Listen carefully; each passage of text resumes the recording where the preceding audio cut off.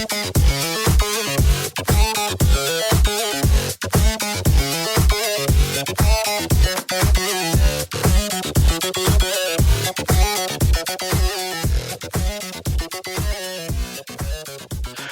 everyone, and welcome back to another amazing episode of the Kill Team Player Podcast. You're here with Bans, myself, and we've got a very special guest today by Dan Barton, aka Revan. Dan, welcome. Hello, it's good to be here. Thank you, Dan. It's great to have you, mate. And look, we've had a few episodes of the Player Podcast, and we've slowly but surely been building from, why Kill Team, selecting your first team, modeling, unboxing, playing with your first team and things you need to consider. And as the current reigning World Championships of Warhammer Kill Team champion, it's great to have you on the show. Being from Australia, we're very fortunate to have Alexa in our locale as well, who was the first champion. But what I'd love to do, Dan, is just delve into you, your history with Kill Team, your scene. So if you wouldn't mind, mate, give us some insight as to where it started for you, what your scene looks like, and where you think it's going. Okay, that's quite a multifaceted question. Okay, so I started playing the game because my dad played it for about a year. And then one time around December 2022, he said, want to come and join me? So I did. We went to Warhammer World together. Played in this big December event, and some of the Spaniards flew over, including Ace. I played against one of the Spaniards for my first ever game, so that was quite a trial by fire.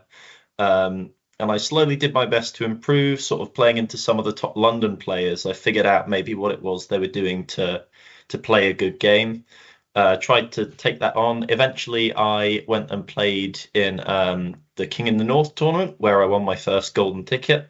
And then I managed to win Warhammer Fest, which was the largest ever UK event, for a funded ticket. And sadly, I couldn't go that year because I was under 18 and my dad wasn't able to make it. So corporate law, I couldn't go. But then that's how it is. The next year, after a few more tournaments, I came back with a vengeance. And I managed to win it that time round. So it was good fun. And I've been to both of the World Team Championships with a lot of great Londoners there as well. So that's cool. And, of course, some people from other scenes in the UK. That's phenomenal, mate. So I guess that first time that you did get a ticket just wasn't your time, mate. It wasn't meant to be. And, lo and behold, second time around, you kicked it out of the park, right? Yeah, exactly. Someone likened it to a Cinderella story, Trapped in the cupboard the first time, but then I came back. You can't keep a good girl in, mate. Tell me, mate, what was your very first kill team? My very first kill team. The one I did in my first ever game was Warp Coven, and I got totally battered, and I was like, I don't understand what's going on. So I moved to Imperial Navy Breaches. And I like them as a first team, and I taught my friend the game with them because I think they are honest. I think they have some fun stuff going on that really sort of lets you get a feel for the team. He's got these little combos with attack order and brace for counterattack and close assault. And then the dual activate they have is really fun because it really gets you to do these big game-winning plays that you really feel the impact of. But then the team doesn't have anything crazy going on per se, so it's still something you can wrap your head around as a new player. Yeah, that's phenomenal. And just pivoting back to Warp Coven for a second, everybody who plays Warp Coven knows them as a toolbox team, right? Because you kind of never know what you're going to get. It can be a horde, it can be an elite team, it can be a mid team. If somebody was looking, and we all know that Warp Coven's about to go declassified, but for casual tournaments here and there, any tips on someone wanting to pick up Warp Coven as a stock standard, against everyone sort of team you'd recommend taking? In terms of roster, you mean? Yeah, correct. In terms of team build, yeah. I think the three sorcerers generally are your best choice, of course. I quite like the flight on the Destiny. I quite like the uh extra range or like dev wounds on Mm. the Empyrean. And then for the warp fire, it kind of varies. Often you want the free mission action, I think, if you're running about and doing opening doors or whatever with him. And then probably these days, I think the pistols are the better choice. Yeah, for sure. I know people like Lazarus in second edition, in some instances, would take the majority of the Zangors and really, clog people up, especially in Into the Dark and so forth. I mean, Zangors definitely have their place as well, right?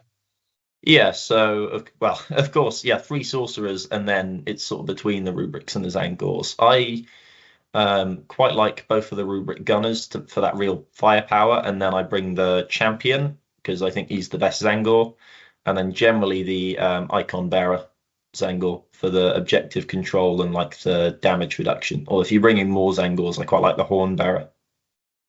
Yeah, definitely. That damage reduction is so important. And tell me, what team do you currently have on the table today, or what are you looking at as your next team? Um, it's probably going to be going back to Hyrotech, to be honest. I think they're really powerful in the current meta. I think they might be able to deal with these new teams quite well, but I need to test that out.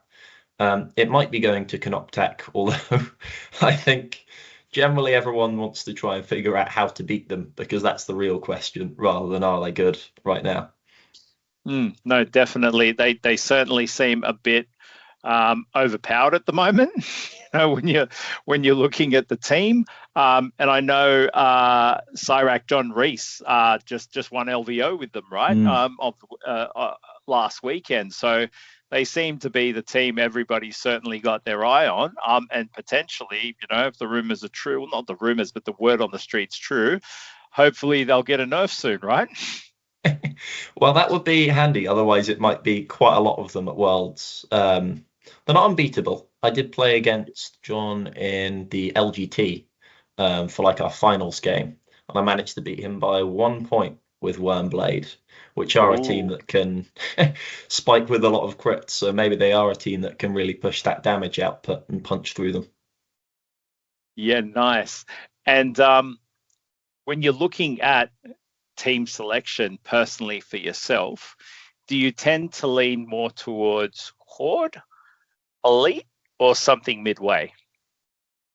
I guess I tend not to play too much Elite. Of course, Warp Coven are one of the more sort of famous teams I've used, and Hyrotech are more towards the Elite side. I think Hordes are generally quite interesting because there's a lot of specialists, and then there's a real like positional play with them. And then I think Elites are also interesting for the reason that you have to be really careful with all of your pieces. I probably lean more towards the Horde end of things, I would say. Yeah, nice. And look, we all heard about, I guess, your conquests of another kind when you were at Worlds, right? Because it seemed to be that each person you beat, you would take an item of clothing to adorn yourself with, right? And by the time you got to the last game, you were essentially in your final form, right? You had Ratman's jacket, you had somebody else's pair of glasses. What else did you collect?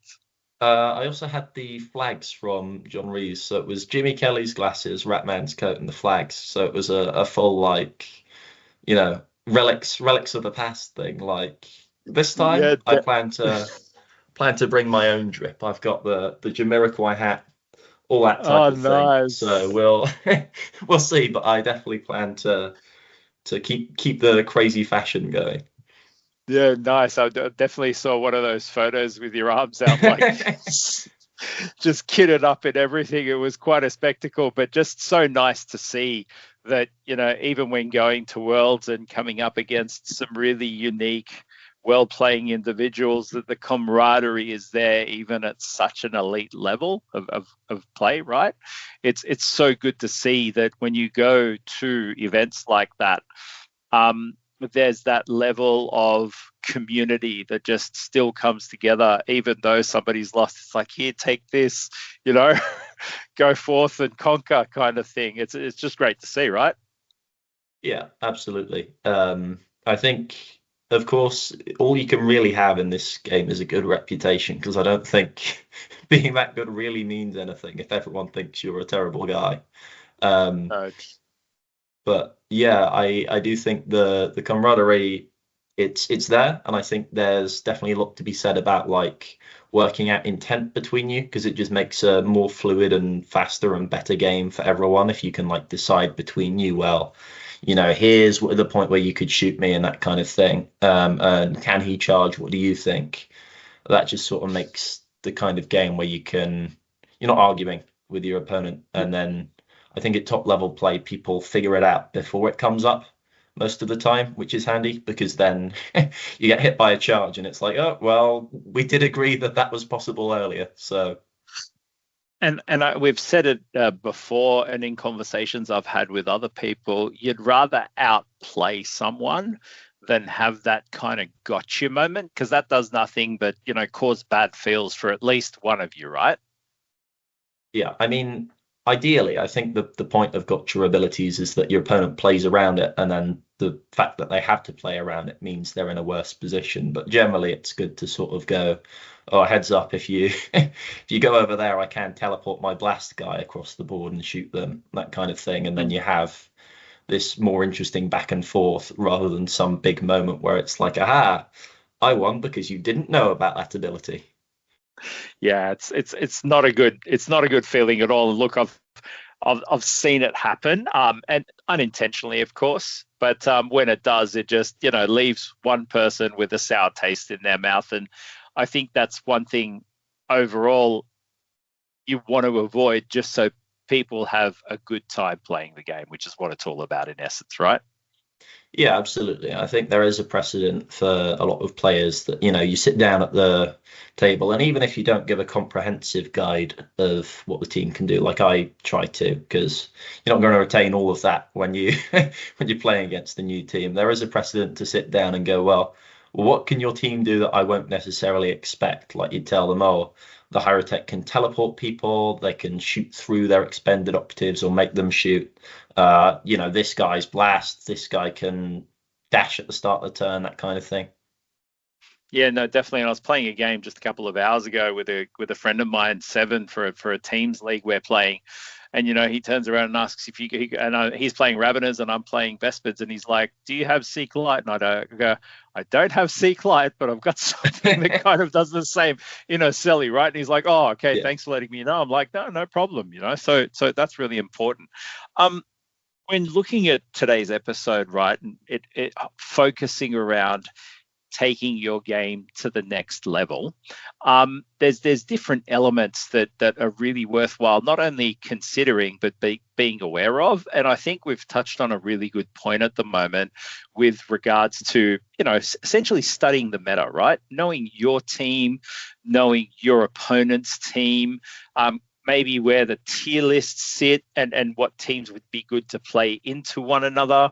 Can you share with us a bit of your insight with regards to the importance of that and what players can do, aside from getting more games in, obviously, to really get their heads around that? I guess it's important to try and learn from your mistakes and talk to good players. I have a friend who just got into the game. He's learning Hyrotech Circle, so he he sort of asks me for some tips, and then we sort of recoup after all of his tournament matches or before them. He goes, right, I'm into this team. What's your advice? And then afterwards he goes, yeah, I think I made a mistake there that I'd like to maybe change. And then at the end of the tournament, I was like, oh, this guy over here, John, he's a really good Hyrotech player. So they talk to each other, they get a lot of tips. Maybe there's a conversation about oh, this is actually what you want to do to improve as a new player. And I think that's probably the way I improved the most, is that there's so many good players in the London scene, and especially my dad, who's my most frequent practice partner. And yeah, you can basically talk to them, you can figure things out with them, even beyond having a match, which of course will do the best. But unfortunately, being flattened is probably the fastest way to improve. Yeah, and I guess there's obviously some teams that play into others really well as some teams that deny others really well. And I think, especially now with the new crit ops, it feels as though it's less swingy in terms of, wide um, distances between points from each player of similar skill level. Obviously, mission and terrain and equipment come into it, even though equipment now a little bit less more so than 2024, being able to take them for scouting. But it's also really important to understand which teams go well into others. And then if you're playing one of the opposing teams, to understand how you mitigate some of those risks, right? Yeah, absolutely. So I do my best to play every team and figure out like what it is they're trying to do. And then you sort of know, aha, well, this is what you're trying to do. This is what I want to do to shut it down. Um, and then if you play a bad matchup, you can figure out actually what are the ways that I can come back from this. I played into a Mandrakes player the other day with Raveners, and I thought this should be a really difficult matchup for him. Like he can't really track me. Like he can't really melee the Raveners, etc. And then it's like you're actually improving their saves because it goes from 5 up to 3 minus. So I was like, this seems really tough. But then he had some good ideas, like he was throwing stun grenades at me to reduce that save and to to stop me from moving. When I burrowed into place with right out of sight, he then put the Dirge Maw to interrupt that guy and try and seek light him if I move them. Wow. And he was playing flank. So, you teleport behind the Raveners, and I was like, oof, do I actually want to tunnel forwards and then like pop out and run at him to deny that flank? Because I think he'll just kill the guy if I do that. So Yeah. there was some cool stuff going on. Yeah, definitely. There was definitely some jank going on there, right? And that's like stuff you don't expect, especially when it's piloted by a good player, and then seeing the kind of combos that can be thrown out of that. I know in a lot of instances, especially playing some against some of these technical teams like Sanctifiers and Battleclade, you think they're done, but they all of a sudden activate, or they've got an aura that enables something that just completely throws you off, right? And there are a couple of big brain teams, but at the same time, their goal is to essentially not confuse you, but run their mechanic to essentially deny you from being able to score. And I think that's where the game is getting really exciting, because beyond what we saw in second edition, um, or even prior to that, first edition, there's just a lot more capability to pivot the game or tweak the game in a way to have a better outcome for you. And I guess with the three different ops that you have available and your primary, that's where it not only gets less swingy, but you can change the course of the game by just a couple of points, right, and get that win.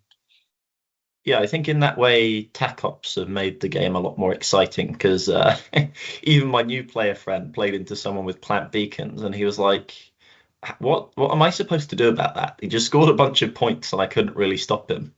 But now, literally all of them are interactive. Like you can't both sit at the back of the board and score contained.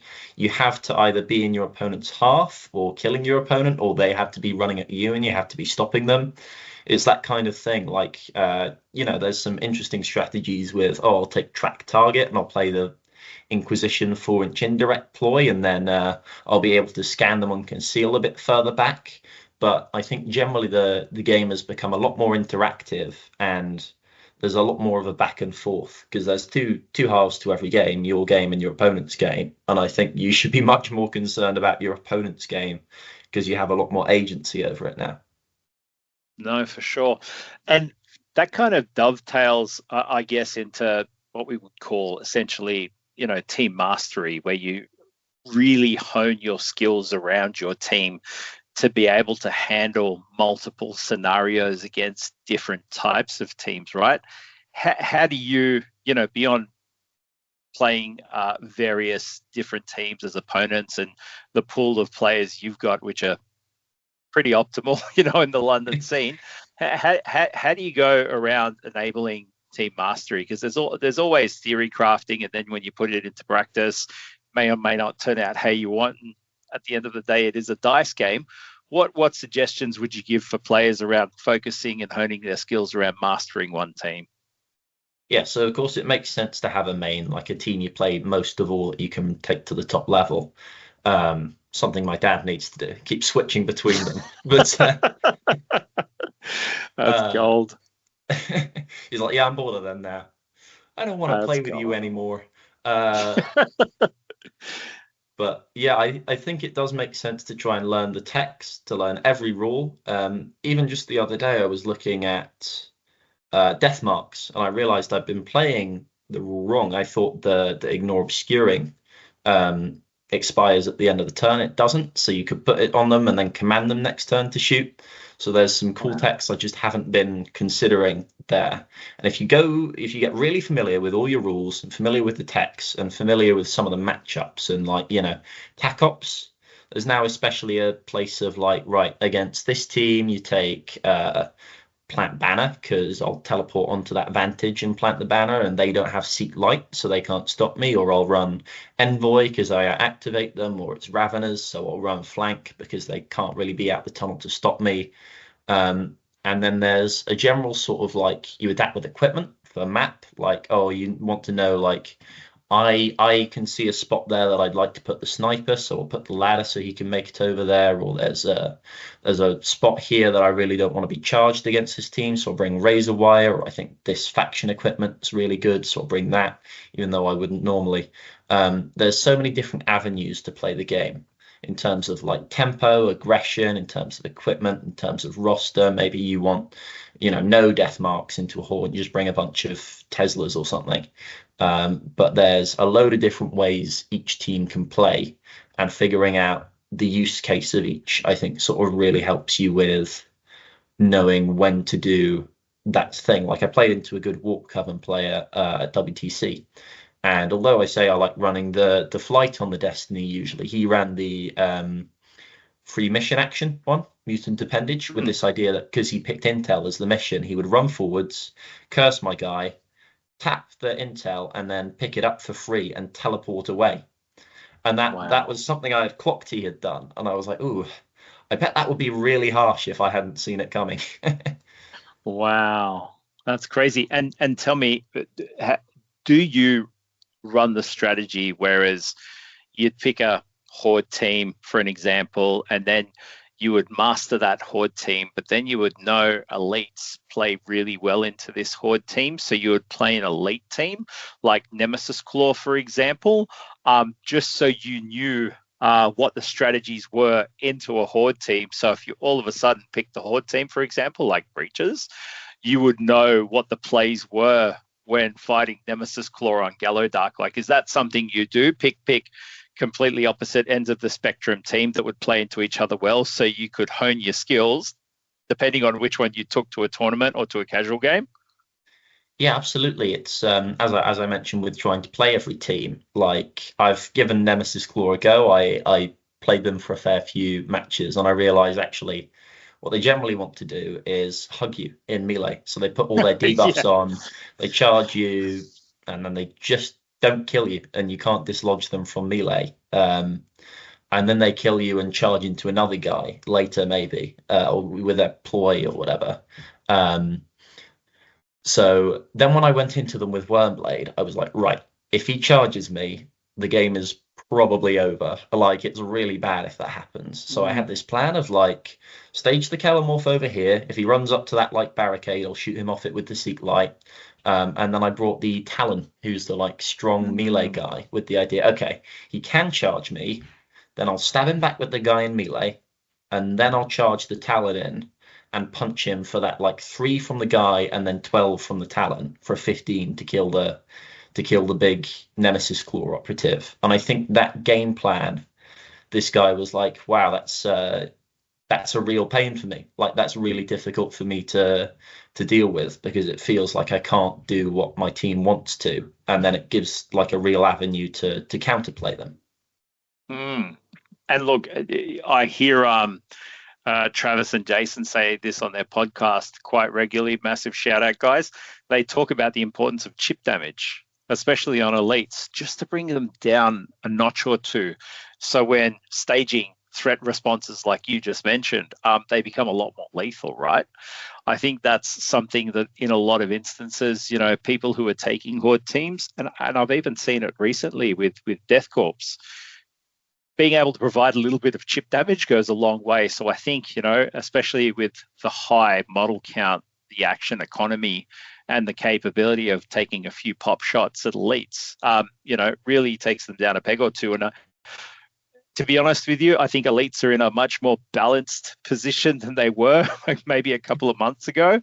And, with Death Watch coming out as well, I think people really know how to play them, because getting a model blasted off the board, which equals to 20% of your team, really hurts if it happens anywhere before turning point 3.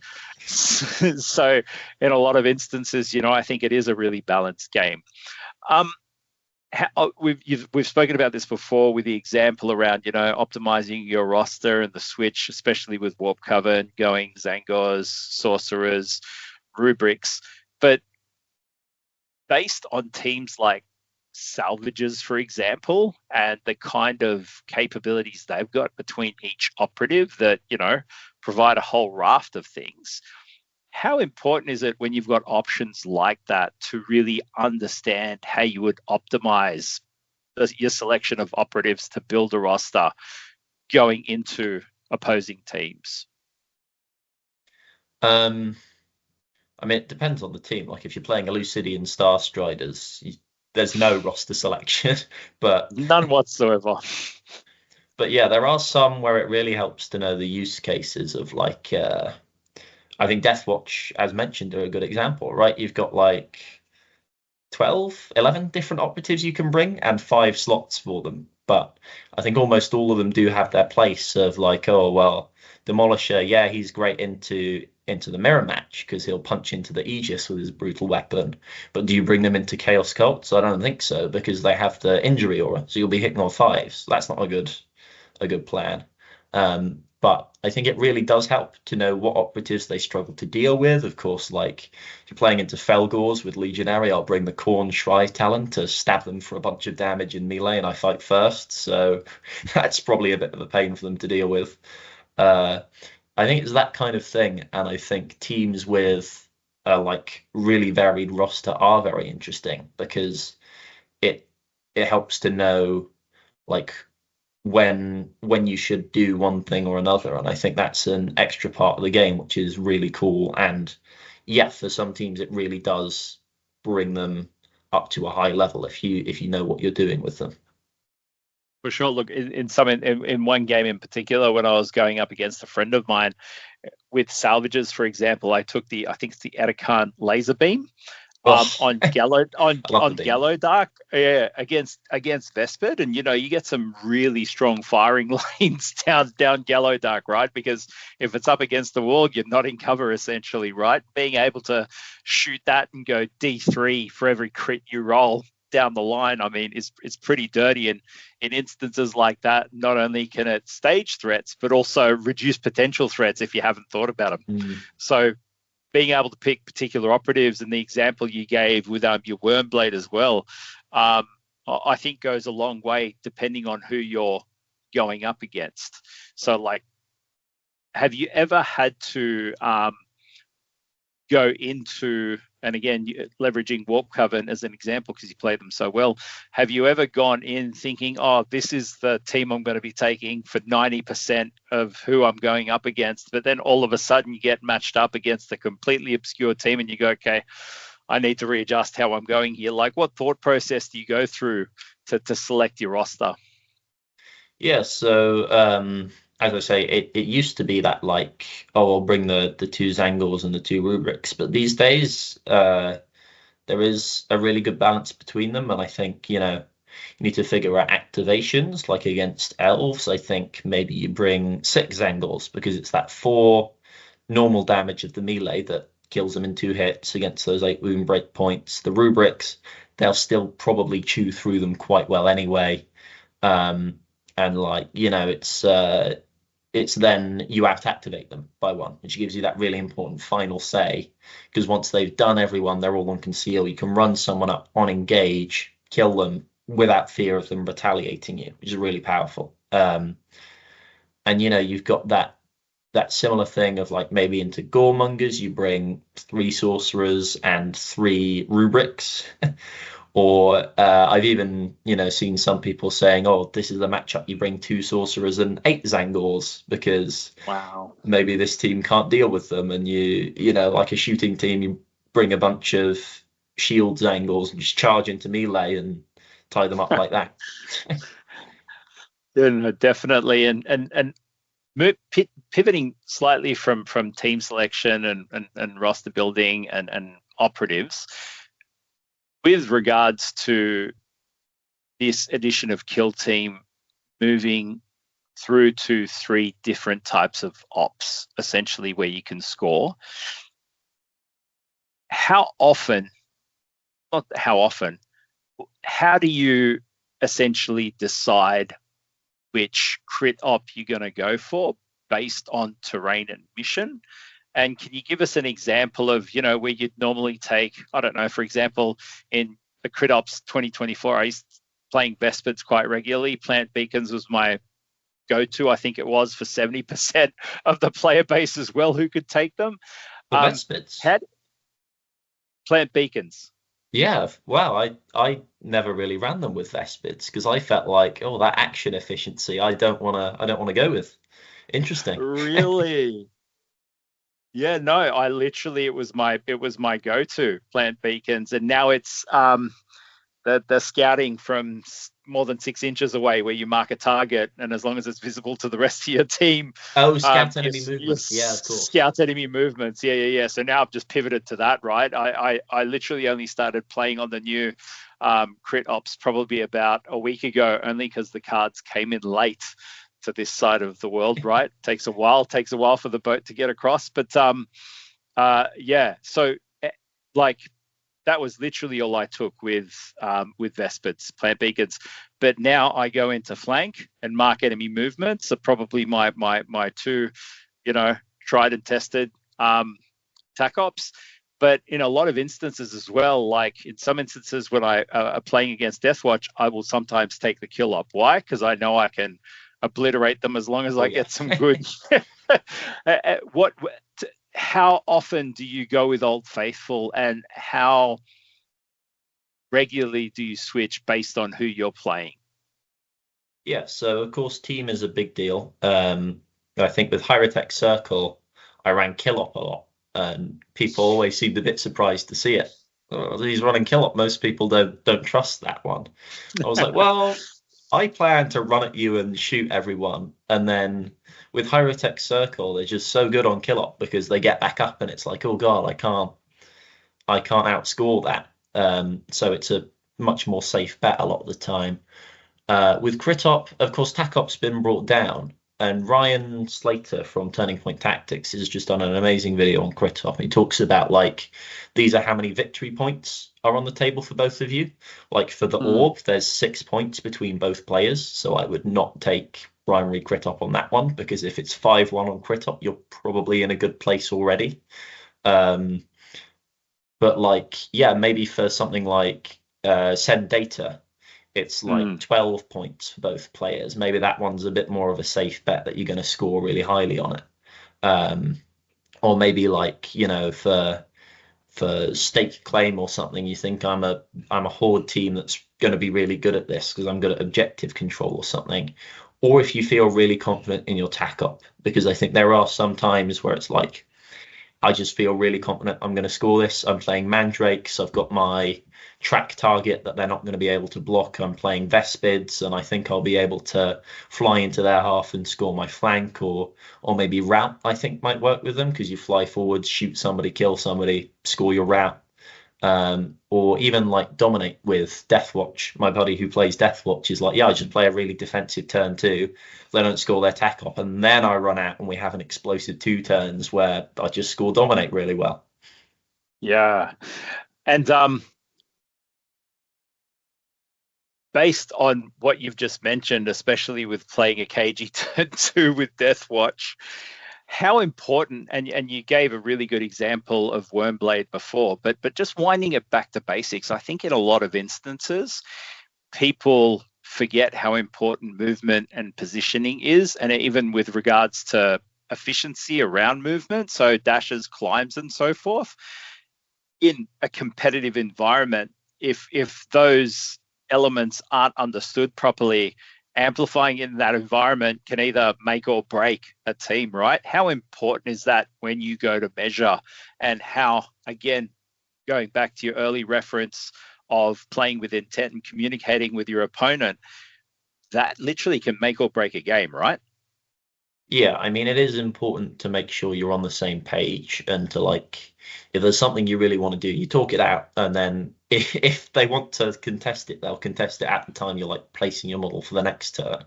You go like, okay, well, I have a bit of extra movement, so I'll push them a bit further forward. So actually, I've moved as far as I can there, so I'll do something else.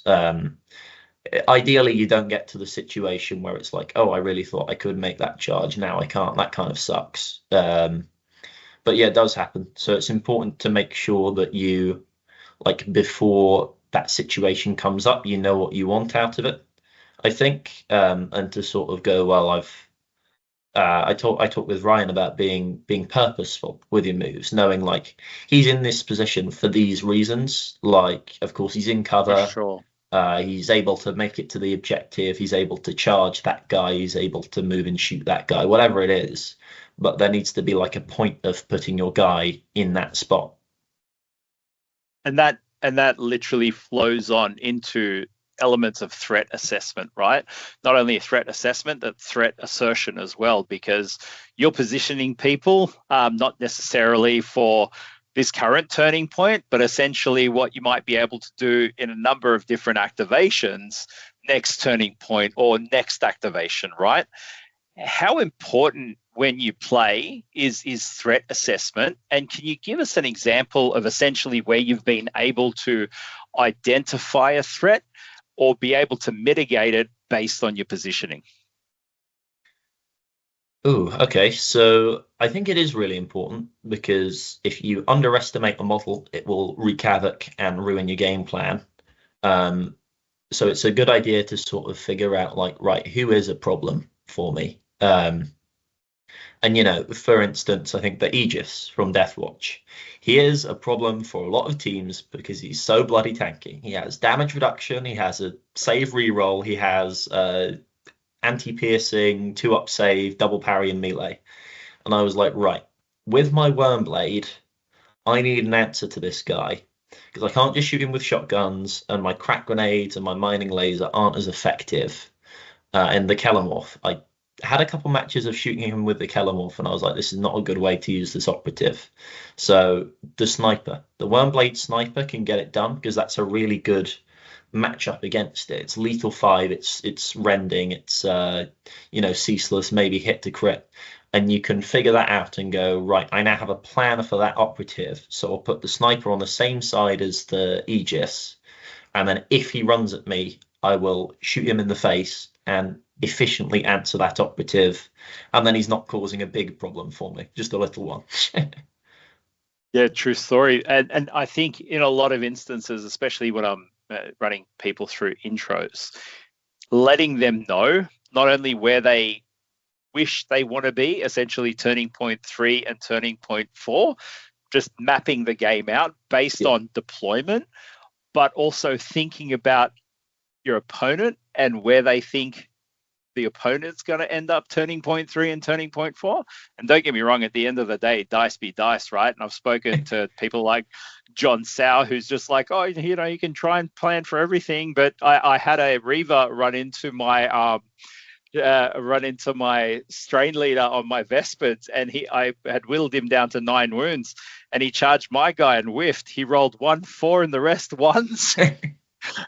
I buffed mine for lethal 5 and shock, so yeah, completely killed the Reaver. But that's where it's important, right, to at least think ahead about potentials and also being able to identify what might be an absolute diabolical situation if you're not aware of it, and also how to set up those kinds of situations so people don't just run up and absolutely slaughter you, right? You've got something to respond with.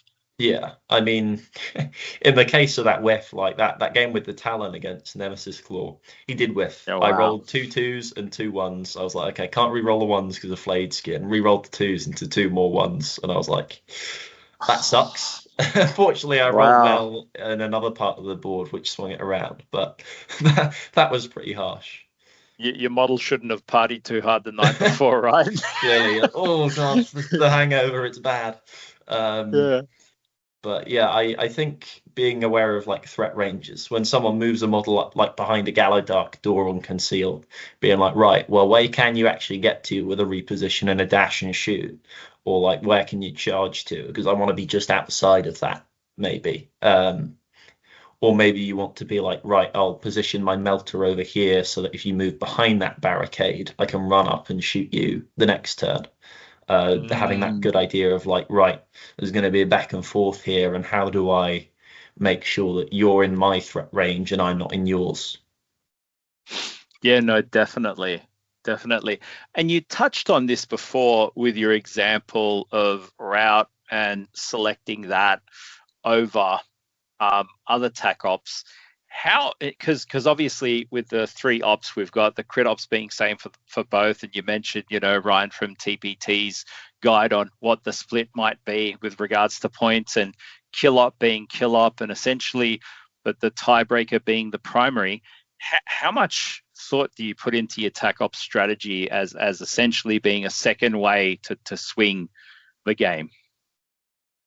Yeah, there's a lot of depth to tech up, and games are often lost or won on it because a lot of the time with crit up, it's kind of going to go one way or the other. It might favor one team better, or you might like know that you don't plan to score so well on it. And kill op, ideally you kill all of your opponent's models and they kill none of yours, but ultimately maybe it's not something that you plan for as much. But tac op, there is a real like consideration for it. So there's one mind of like, I'm going to bring this one. I'm not necessarily going to score well on it, but the fact that like you're playing martyrs. Okay, well if my opponent doesn't kill my operatives on the objectives, pretty sure I'll win on crit op.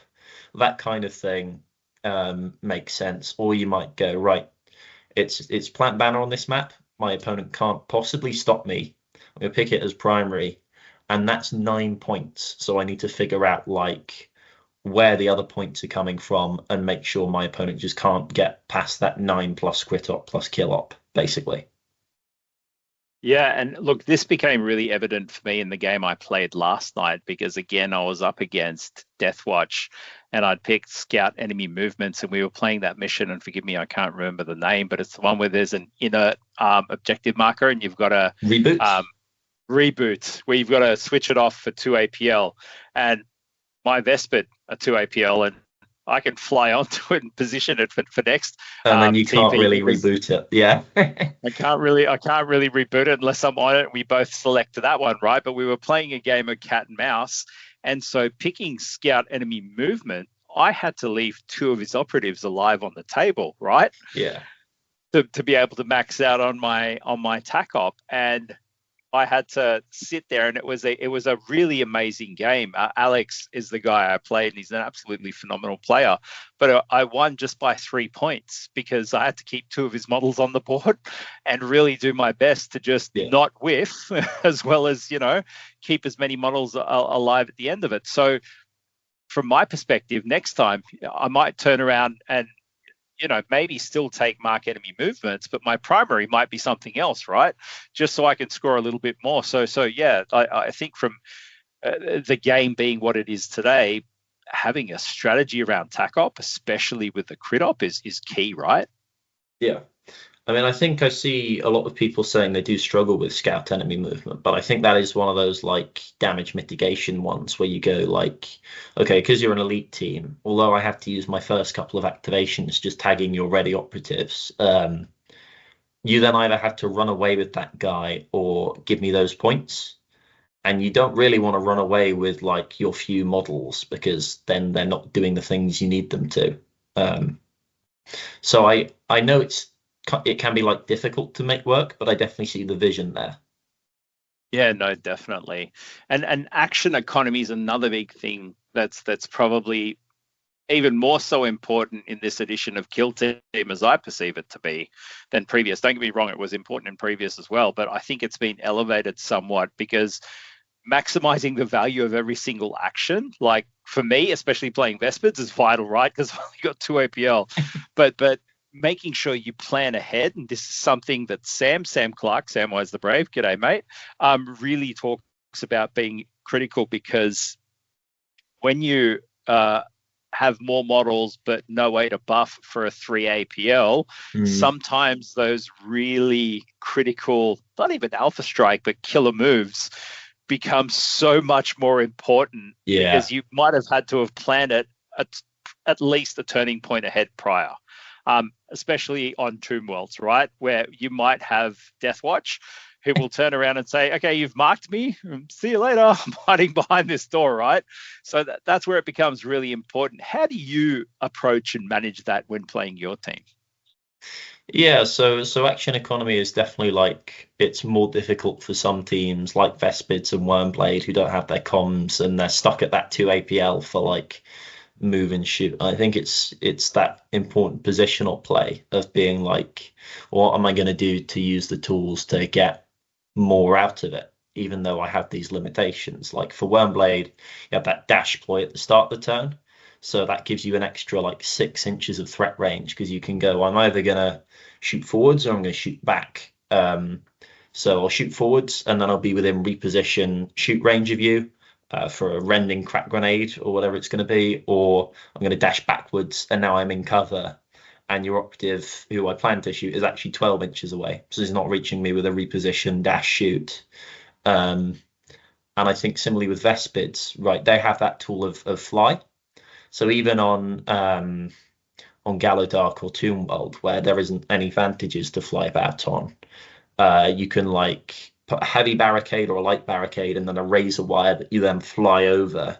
It gives you that non-reciprocal threat range to be like, right, you're struggling and you know your opponent can't use light barricades because of a celly, so you make sure that you're pushing them out of that room, or you throw the shade strain up on conceal with another guy on guard so they can't run into that 6 inches of him without getting shot. There's some cool things you can do with teams to maybe play around what are otherwise their weaknesses, I think. No, definitely, definitely.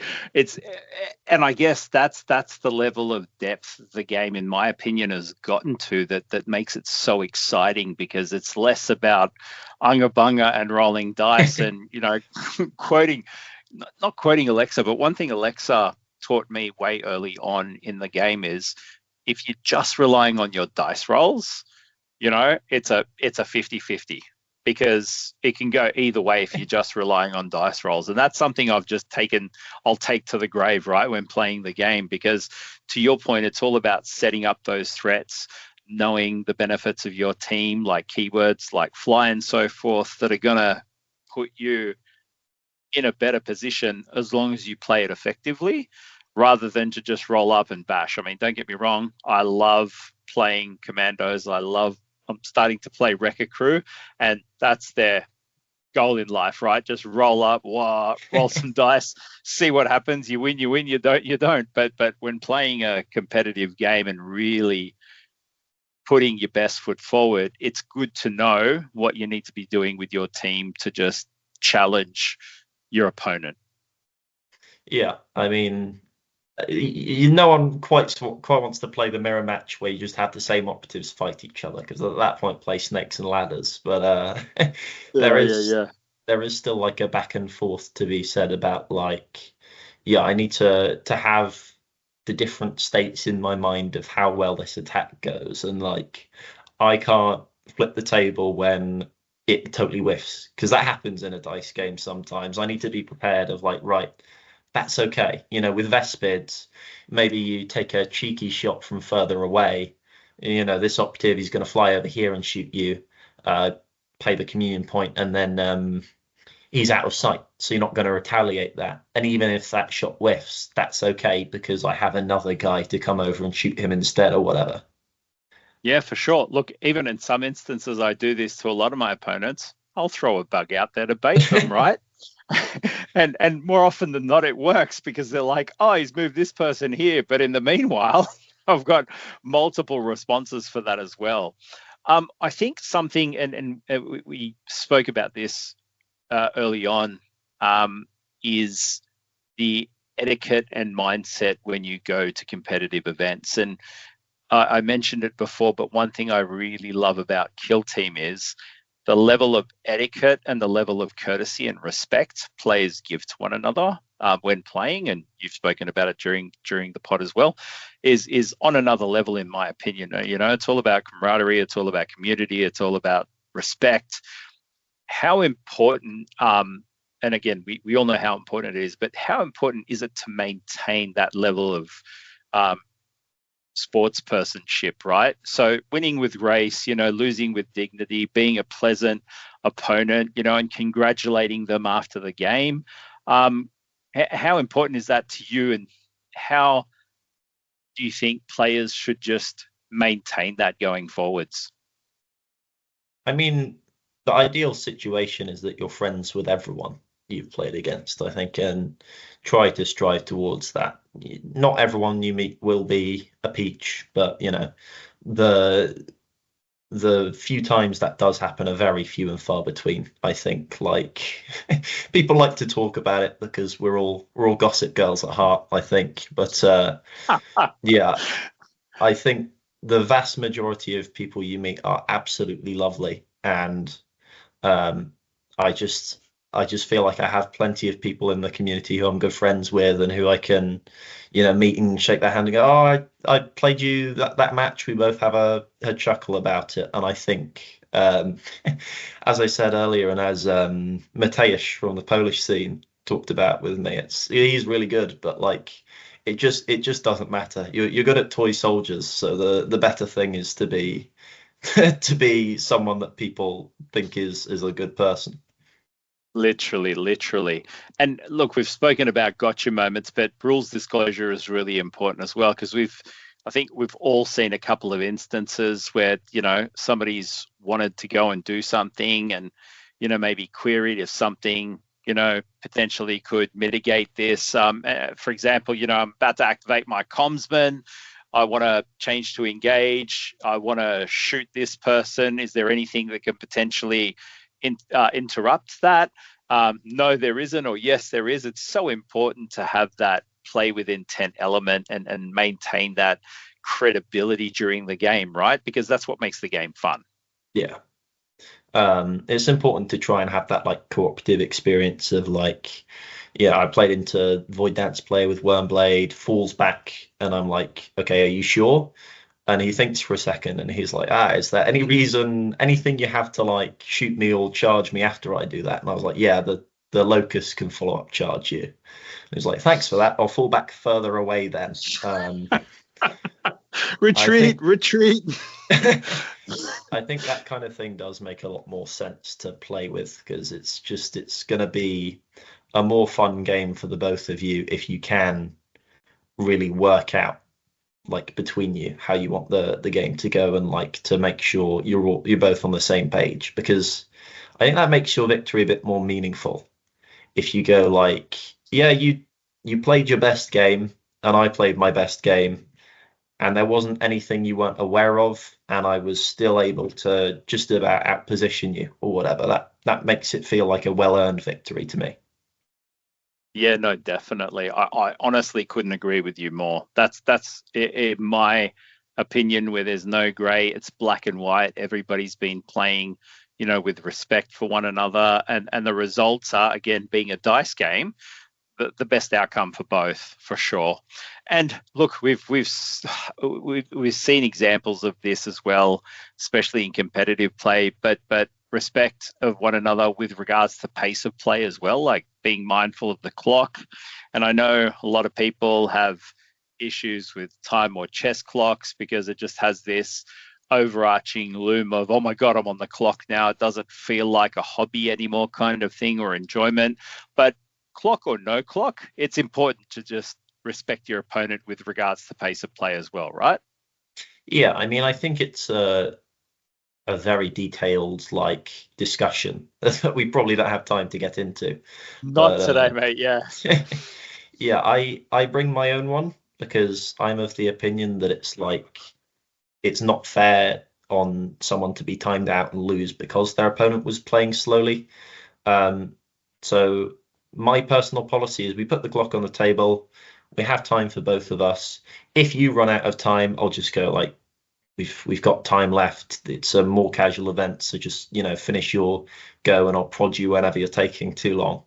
Um, but I just like it there for the idea of just timekeeping and like you've not clicked the clock, so I'm not going to time you out. Don't worry about it. But the idea that we can both see you taken 20 more minutes than me, so poke poke. Yeah. I understand you want to think. We do have a schedule here. That Yeah, kind of for thing. sure. For sure. It just keeps everybody not honest, but just keeps everybody in rhythm, right? Because Yeah. in some instances, like time sometimes for me runs on a completely different time than time might run for you, Mm, right? And people do get caught in analysis paralysis and try and think about it, but at the end of the yeah. day, just have a crack, right? I do it myself all the time. Like, what do I want to do? I've actually taken way too long on this move. I'll just go for this thing. I think it's fairly good. Um, I people don't mean to do it on purpose. It's just the case of like there's a lot going on. You want to try and consider everything, but also in a timely manner. I think is the point with time there. For sure, mate, for sure. Dan, we've come to the top of the hour. Oh yeah. It's been an absolute amazing conversation. Thank you so much for your insights. Mate, is there anybody you'd like to shout out, recognize, your community, etc.?